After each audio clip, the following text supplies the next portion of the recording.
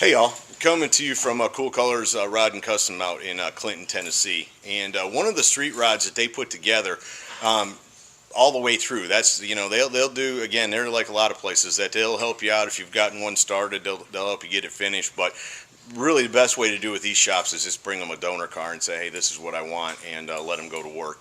And this 35 Chevy is an example of what you can expect to get back. And Jeff, the owner of the shop, has been so nice to tell me about it today. Jeff, how are you?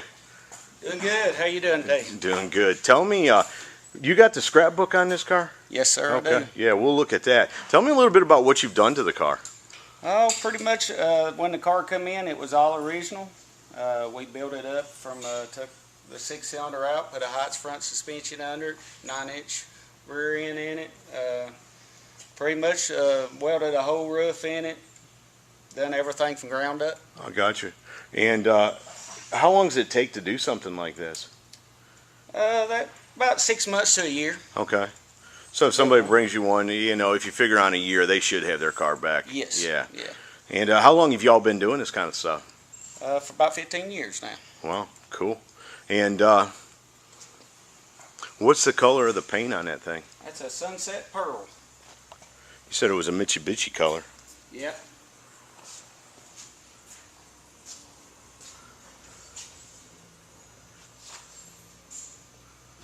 Is it hard to open the hood? Nope.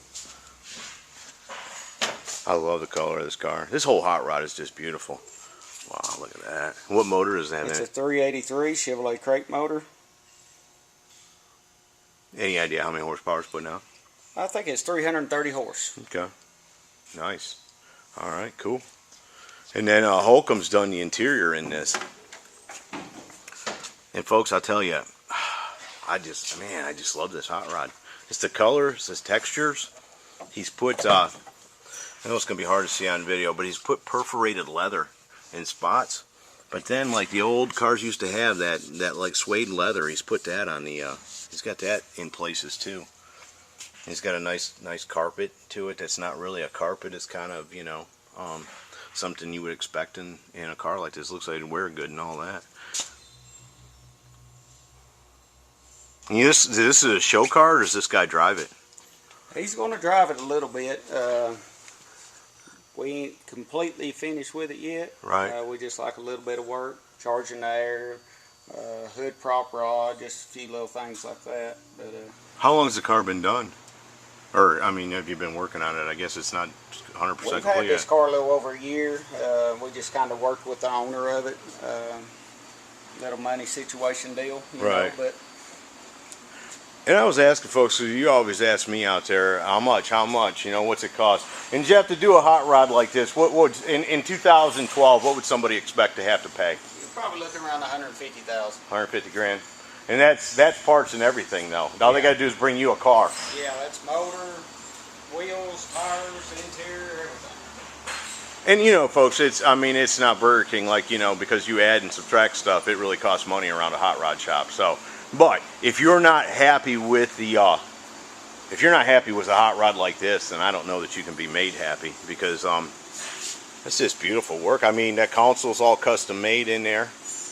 It's a whole steel car too. Understand that. So many of these cars you see, folks, are fiberglass, and this one's not. This one's the real deal. Yeah, this roof here come out of a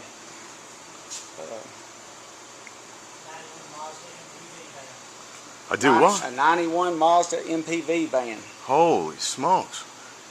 This used to be an all vinyl roof, and we went up to the junkyard and cut the top out of a 91 Mazda van and welded it in. Made it fit. Boy, you can't see where you've done any of that at. That's the secret though, isn't it? Yeah, that's the secret of it. You gotta get it. Did you cut it where it's in the center of it, or did you have to go out here to where this bulge is? Well, really, the top was about a little bit too long, but right. We had to make the stripe come down the end right, because the vinyl top usually comes about right there. Okay. So we had to end it a little early.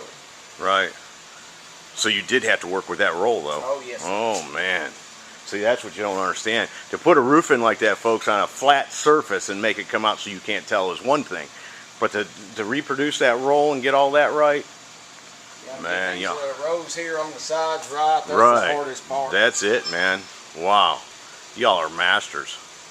Well, folks, what I'm going to do now is I'm going to have Jeff get me the book so we can kind of see how this car started out, and we'll shoot some of that and get it all together. I know y'all got to like this hot rod, though. That is just one cool street rod.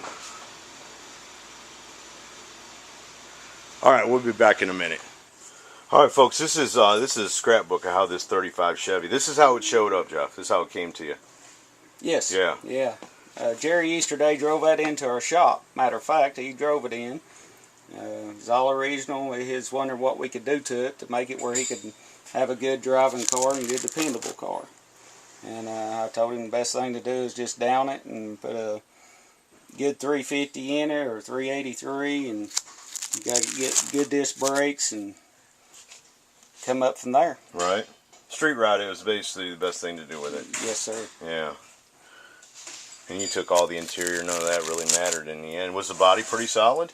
It had a pretty good body on it. The car was in pretty good shape. It had some rust, and it had all the wood, and back in 35 and stuff, they had all wood inside, and chicken wire and everything in the headliner, and Really? we had to cut all that out and make it out of metal. What'd you do with the motor that came in it? We sold it to a guy in North Carolina. He restores them back to original, and he wanted the original motor and stuff out of it. So that picture there, that's where you're putting that new suspension in the front end? Yes, that's Yeah. a Heights front suspension. And then you did the same to the rear too? Yeah. It was a little easier in the back, it looks like, though. Yeah, we kept the original leaf springs and everything on it. He wanted to keep it as original as he could. And plus for budget. Sure. It costs more if you put it 4-link or change anything. Yeah, you know, but the thing is, with a hot rod like this, you just hate to hear the budget factored in, because Yeah. it's not about that, you know. I understand the budget. Man's only got so much money, but Yeah, it's a shame that you can't go on and do it the way it really, you want to do it. at this level, Yeah. right? Yeah, because this isn't just, I mean, this is better than a daily driver, folks. So I don't know how it'll,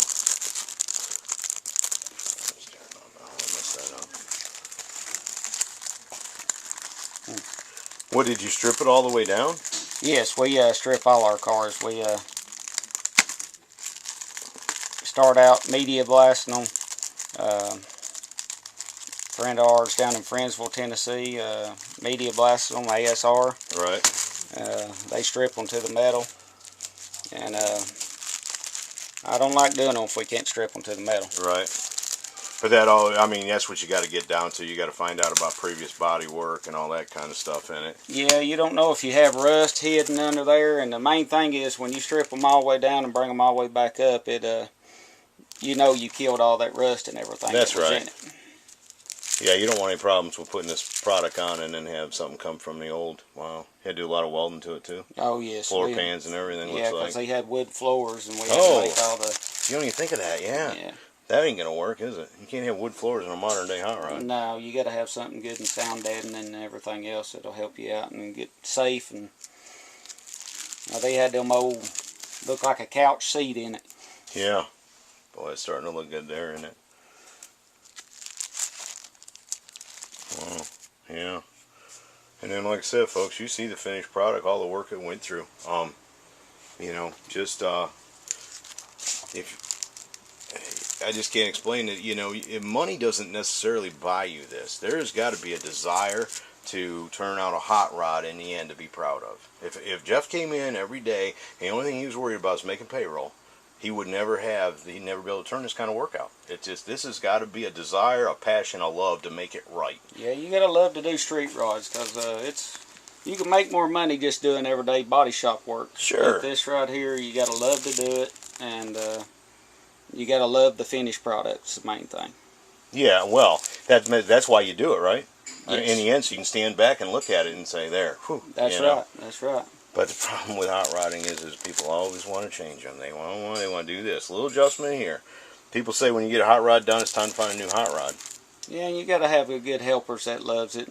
That's got to be the hardest thing, man. You can't hire no $8 an hour employees. No, and these people from these everyday little body shops and stuff, they don't know how to do this work on these old cars and stuff. And it's not just the knowledge of how to do it.